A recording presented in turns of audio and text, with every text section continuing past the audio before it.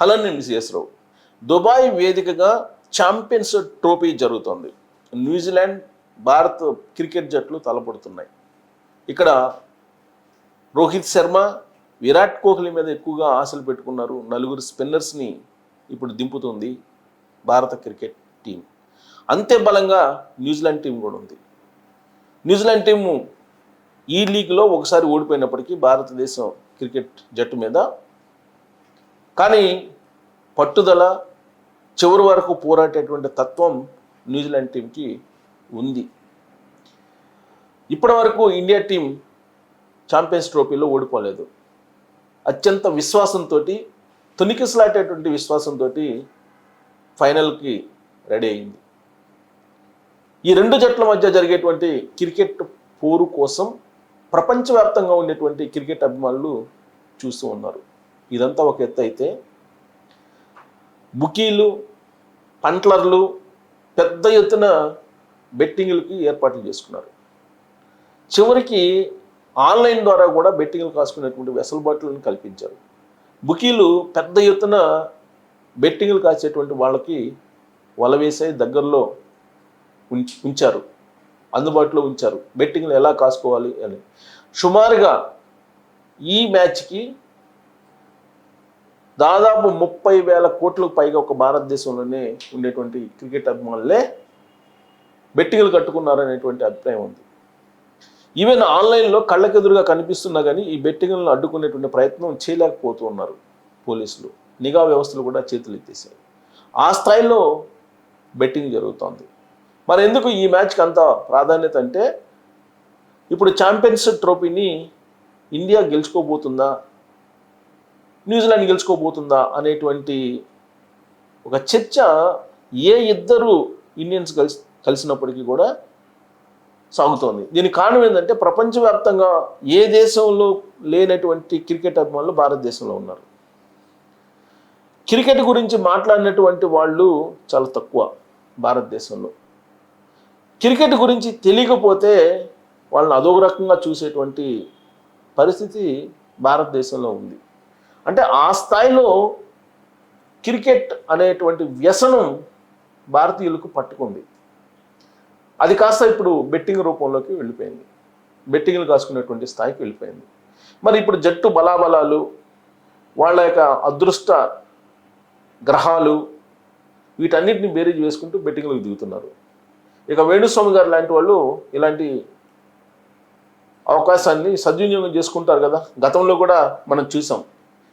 గ్రహాలు, భారతదేశం యొక్క గ్రహాలు ఎలా ఉన్నాయి, రోహిత్ శర్మ గ్రహాలు ఎలా ఉన్నాయి, విరాట్ కోహ్లీ గ్రహాలు ఎలా ఉన్నాయి, ఓపెనర్స్ గ్రహాలు ఎలా ఉన్నాయి, మిడిల్ ఆర్డర్ గ్రహాలు ఎలా ఉన్నాయి, మిడిల్ ఆర్డర్లో ఉండే ఆటగాళ్ల గ్రహాలు, ఇవన్నీ లెక్కలేస్తూ ఉంటారు. ఇక ఐసీసీ నిర్వహించినటువంటి మ్యాచ్ల్లో ఇప్పటి వరకు భారత్ పైచేయిగా నిలుస్తూ వచ్చింది. న్యూజిలాండ్ కూడా అంటే పట్టుదలతో ఉంది. వాళ్ళు కూడా వీరోచితమైన పోరాటం చేస్తారు. ఫీల్డింగ్లో భారత్ కంటే కూడా, ఇండియా టీం కంటే కూడా చాలా పటిష్టంగా ఉంటుంది. వీటన్నిటిని బేరీజు వేసుకొని చివరకు ఒక కంక్లూషన్కి వచ్చి బెట్టింగ్లు కడుతూ ఉంటారు.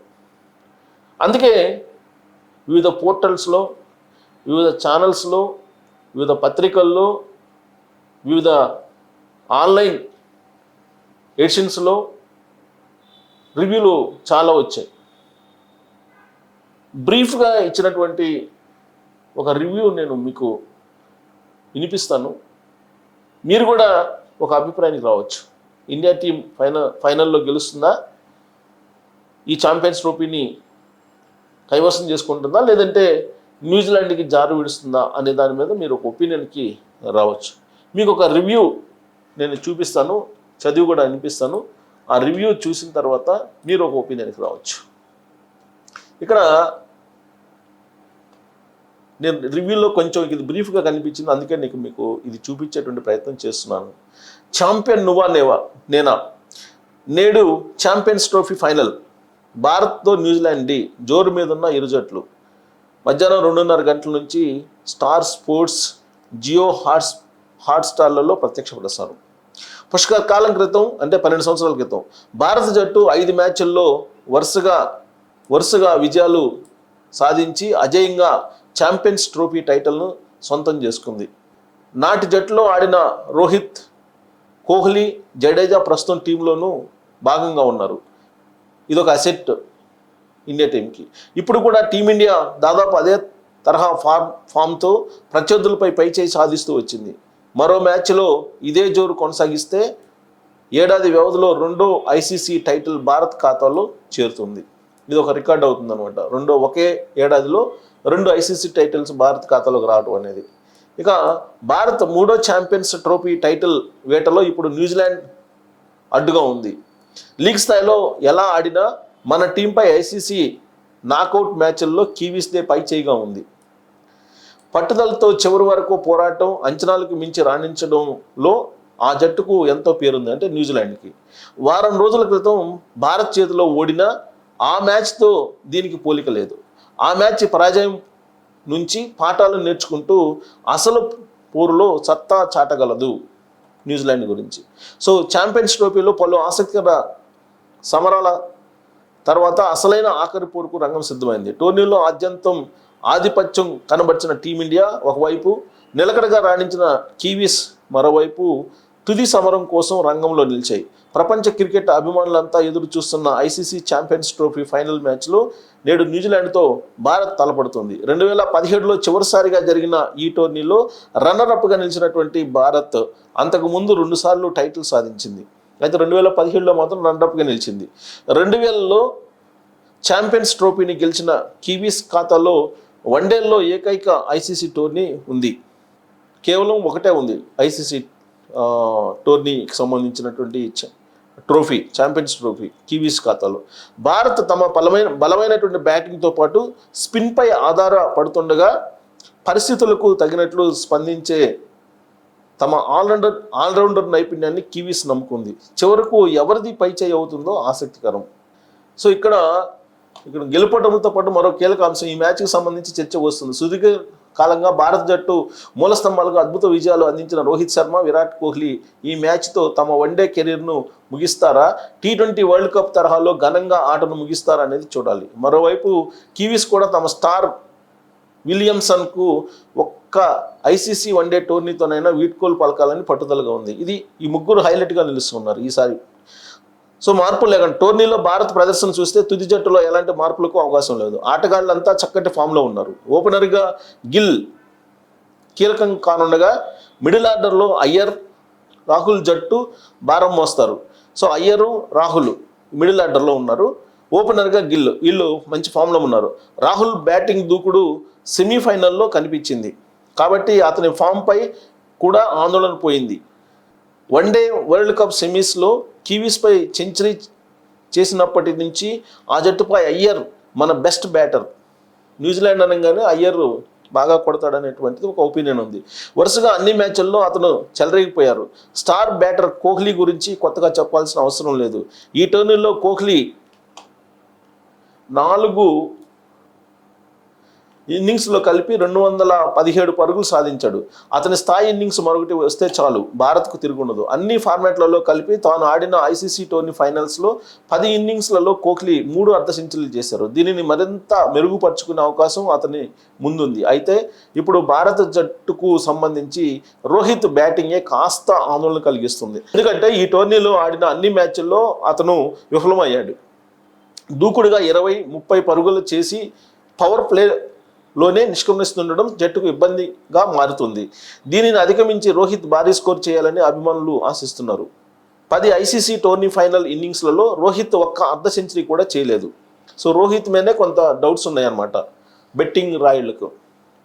ఇప్పుడు తన స్థాయిని చూపించేందుకు ఇది సరైన వేదిక. మరోవైపు భారత్ స్పిన్నర్లు ప్రత్యర్థిపై చెలరేగిపోయేందుకు సిద్ధంగా ఉన్నారు. లీగ్ దశలో 5 వికెట్లతో కివీస్ను దెబ్బతీసిన వరుణ్ చక్రవర్తి జట్టు ప్రధాన అస్త్రం కాగా లెఫ్ట్ ఆర్మ్ మణికట్టు బౌలర్ కుల్దీప్ యాదవ్. సో వీళ్ళిద్దరూ ఆధారపడి ఉందంట. వరుణ్ చక్రవర్తి కుల్దీప్ యాదవ్ మీద ఆధారపడి ఉంది. ఎందుకంటే దుబాయ్ పిచ్ అనేది స్పిన్కి అనుకూలంగా ఉంటుందని చెప్పి క్యూరేటర్ కొంత అభిప్రాయపడ్డారు నిన్న. బహుశా అది కూడా బెట్టింగ్ రాయిళ్ళు కొంచెం తీసుకుంటారనమాట పరిగణలోకి. జడేజా, అక్షర్ కూడా రాణిస్తే కివీస్కి కష్టాలు ఖాయం. మన నలుగురు స్పిన్నర్లు కలిసి టోర్నీలో 21 వికెట్లు తీశారు. ఈ ఫేస్తో షమి ఆకట్టుకోగా పాండ్యా కూడా అండగా నిలుస్తున్నాడు. హెన్రీ ఆడతాడా? లీగ్ దశలో భారత చేతిలో ఓడిన న్యూజిలాండ్పై ఆ మ్యాచ్ ఫలితం పెద్దగా పడలేదు. ఆ మ్యాచ్లో జరిగిన లోపాలను సవరించుకొని బరిలోకి దిగుతున్నామని టీం మేనేజ్మెంట్ ఆత్మవిశ్వాసం ప్రదర్శిస్తుంది. టీం బ్యాటింగ్ విషయంలో కివీస్ బలంగా కనిపిస్తుంది. రచిన్ రవీంద్ర సెంచరీలతో చెలరేగిపోతుండగా విలియమ్సన్ కూడా అదే స్థాయి ఆటను ప్రదర్శించాడు. 5 ఐసీసీ టోర్నీ ఫైనల్స్ ఇన్నింగ్స్ను ఆడిన విలియమ్సన్ ఒకే ఒక అర్ధ సెంచరీ చేసినా అతను ఈ టోర్నీలో రాణిస్తున్న తీరు జట్టుకు అదనపు బలంగా మారింది. యంగ్ మిచెల్ కూడా ఆకట్టుకోగా ఫిలిప్స్ తన ఫీల్డింగ్తో హైలైట్గా నిలిచాడు. దాటిగా ఆడగల సత్తా ఉన్న ఫిలిప్స్ కూడా చెలరేగితే కివీస్ కూడా భారీ స్కోర్ సాధించగలదు. జట్టు స్పిన్ కూడా మెరుగ్గానే ఉంది. కెప్టెన్ సాట్నర్, బ్రేస్వెల్తో పాటు ఫిలిప్స్ కూడా బంతిని బాగా టర్న్ చేయగల సమర్థుడు. ఫేసర్లు జెమిసన్, రూట్కేలు కీలకం కానుండగా అసలు మ్యాచ్కి ముందు హెన్రీ గాయం ఆందోళన రేపుతోంది. భారత్తో మ్యాచ్లో 5 వికెట్లు తీసిన హెన్రీ జట్టు ప్రధాన ఆయుధం. అతను కోలుకొని బరిలోకి దిగితే కివీస్కు ఓరట. సో హెన్రీ మీద ఆధారపడి ఉంది కివీస్ గెలుపు ఓటములు కొంతవరకు. ఇక హైలైట్ పాయింట్స్ చూస్తే కనుక మనం ఇక్కడ వన్డే టోర్నీల్లో గెలుస్తాడా? సో భారత్ కెప్టెన్గా రోహిత్ శర్మ జట్టును 4 ఐసీసీ ఈవెంట్లలోనూ ఫైనల్కి చేర్చాడు. World test championship, one day world cup, T20 world cup, ఇప్పుడు ఛాంపియన్స్ ట్రోఫీలో టీమిండియా ఆఖరి పోరుకు అర్హత సాధించింది. ఇందులో 2 ఫైనల్స్లో పరాజయం పాలైన జట్టు T20లో విశ్వ విజేతగా నిలిచింది.